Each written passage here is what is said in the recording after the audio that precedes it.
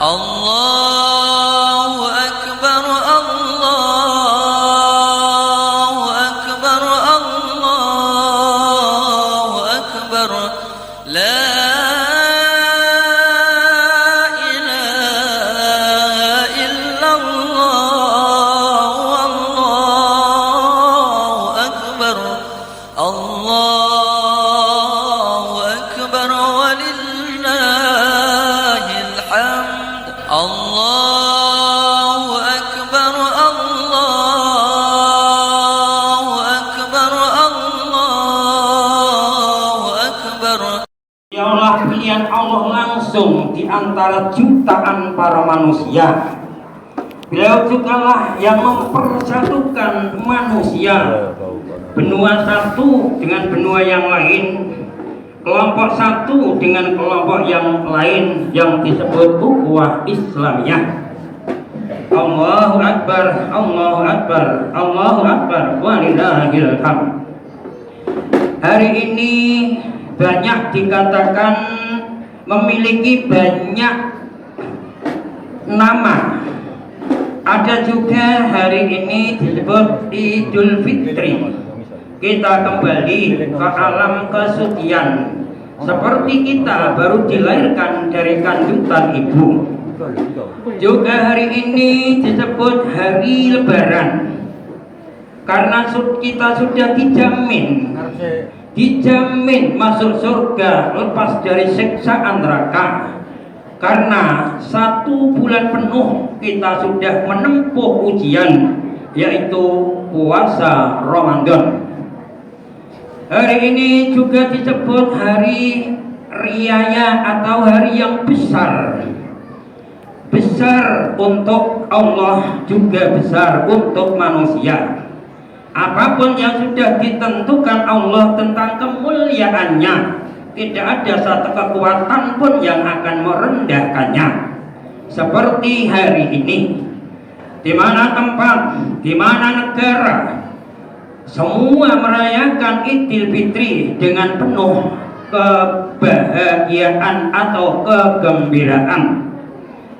Karena tadi sudah saya katakan fitrun artinya suci. Kita sudah lepas, kita sudah menjadi orang yang suci dari semua dosa yang kita miliki, karena dosa kita sudah dibakar penuh sesasi sakulan penuh dengan menjalankan puasa Ramadan. Allahu Akbar, Allahu Akbar, Allahu Akbar, walillahil hamd. Maka dari itu, setelah kita dijamin oleh Allah sebagai orang yang suci, sebagai orang yang bebas dari siksaan neraka, seyogyanya, sebaiknya, jangan sampai diri kita kotori lagi dengan dosa dan maksiat. Jangan sampai diri kita kotori lagi dengan penyakit rohaniyah atau penyakit hati yang bisa menghapus semua amalan kita, seperti dengki, seperti kidung, seperti sombong, takabur, dan lain sebagainya. Itulah bagian dari penyakit yang akan musnahkan amal-amal kita selama ini. Na'udzubillah, summa na'udzubillah. Dan sebaiknya setelah kita dijamin oleh Allah sebagai orang atau hamba yang suci, jagalah kesucian kita, jagalah kesucian kita, jagalah kesucian kita sampai akhir hayat nanti.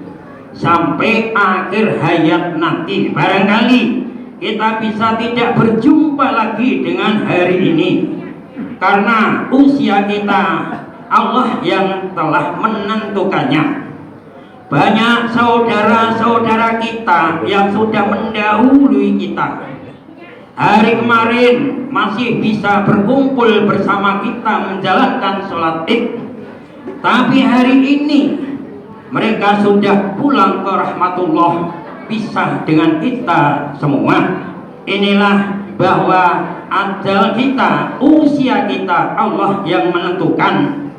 Kita tidak bisa menjamin bahwa hari esok akan menangi lagi bulan Ramadan atau hari Id seperti ini.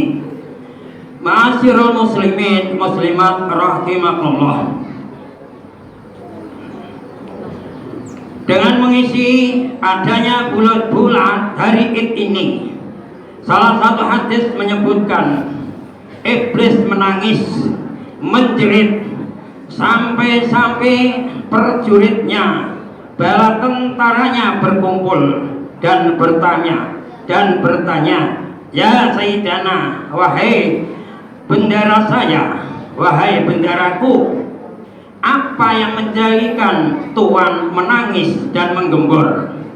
Kata iblis, hari ini Allah telah mengampuni dosa-dosa hambanya. Hari ini Allah telah membebaskan hambanya dari siksaan neraka.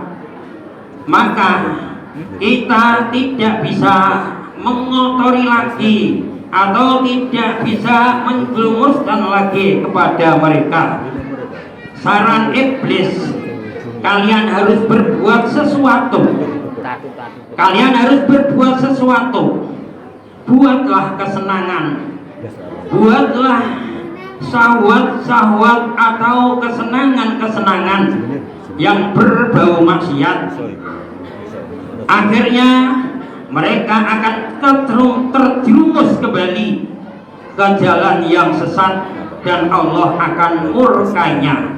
Na'udzubillah tsumma na'udzubillah. Allahu akbar, Allahu akbar, walillahil hamd. Tadi sudah saya katakan, Nabi kita Muhammad Rasulullah SAW sebagai Nabi utusan yang mempersatukan semua manusia di seluruh penjuru dunia, yang disebut ukhuwah Islamiyah, ukhuwah watoniyah, dan ukhuwah basyariyah.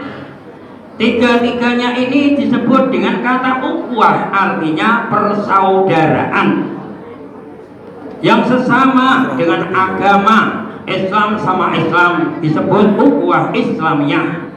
Dimanapun mereka berada, kalau akidah kita sama, agama kita sama, itulah saudara kita.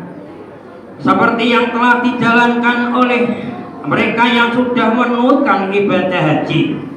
Satu dunia kumpul menjadi satu, dan semua itu disebut saudara.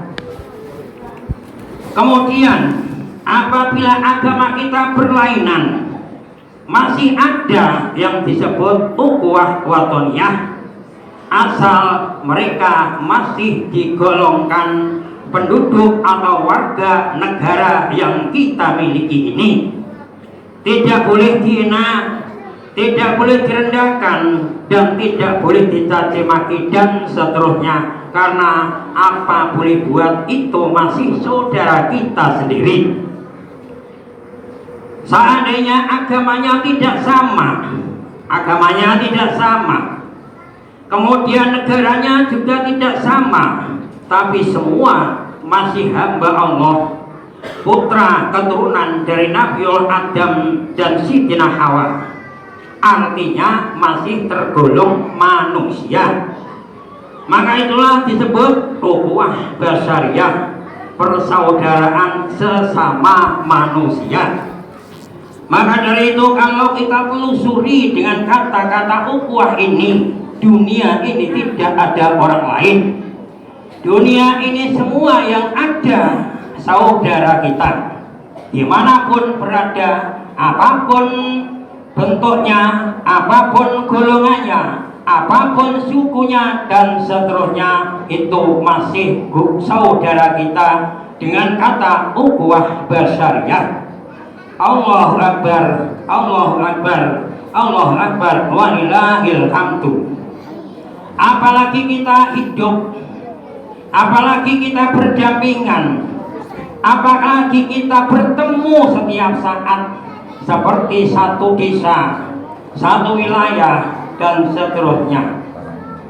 Tidak boleh satu sama lain saling merendahkan, tidak boleh satu sama lain saling menghina, tidak boleh satu dengan yang lain sampai mencaci maki dan seterusnya, karena semua itu saudara kita.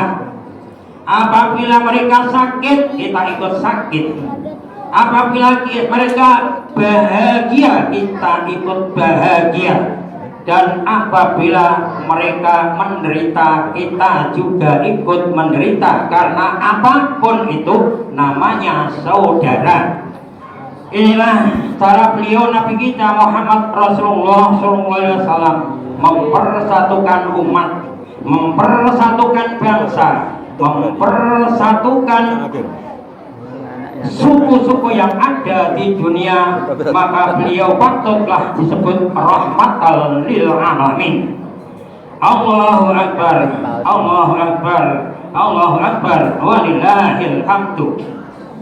Karena kita masih dilanda oleh sesuatu yang mengerikan, yaitu wabah yang belum usai sampai sekarang ini, maka kita harus mematuhi aturan-aturan pemerintah yang sudah ditentukan, yang disebut protokol kesehatan.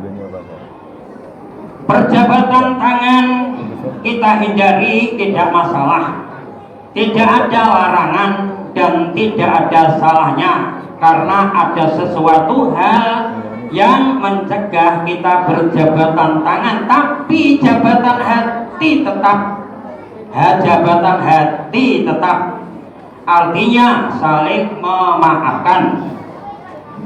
Walaupun tidak bisa berjabatan tangan, tapi jabatan hati, jabatan hati satu dengan yang lain, marilah kita saling memaafkan.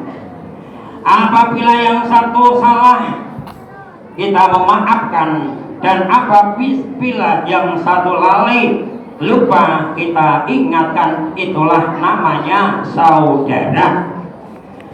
Dengan saudara persaudara yang kuat, boleh dikatakan negara akan kuat. Dengan persaudaraan yang kuat, agama kita akan kuat. Dan dengan persaudaraan yang kuat, satu sama lain saling mendorong, saling membantu, seperti firman Allah, ta'awanu 'alal birri wa taqwa wa la ta'awanu 'alal ismi wal udwan. Bantu-membantulah kalian dengan pekerjaan perbuatan yang baik, dan jangan saling membantu dengan perbuatan dosa dan memungsuhan. Inilah yang harus kita pegang teguh. Inilah yang harus kita perhatikan. Cerah gawe bubrah, rukun agawe santoso, itu kata pribahasa Jawa. Mudah-mudahan setelah kita sholat Id dan hari-hari berikutnya, kita bisa menjaga persaudaraan atau ukhuwah Islamiyah, ukhuwah watoniyah, dan ukhuwah basyariyah. Kita jangan sampai menghina satu dengan yang lain, merendahkan satu dengan yang lain, mengejek satu dan seterusnya. Jangan sampai itu terjadi, karena akan menimbulkan perpecahan. Kalau sudah menimbulkan perpecahan, iblislah yang gembira, iblislah yang gembira.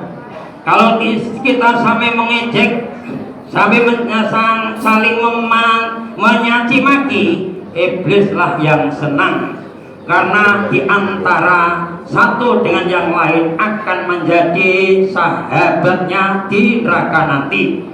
Maka dari itu, apapun bentuknya perpecahan, itu perbuatan iblis. Apapun bentuknya permusuhan, juga itu perbuatan iblis.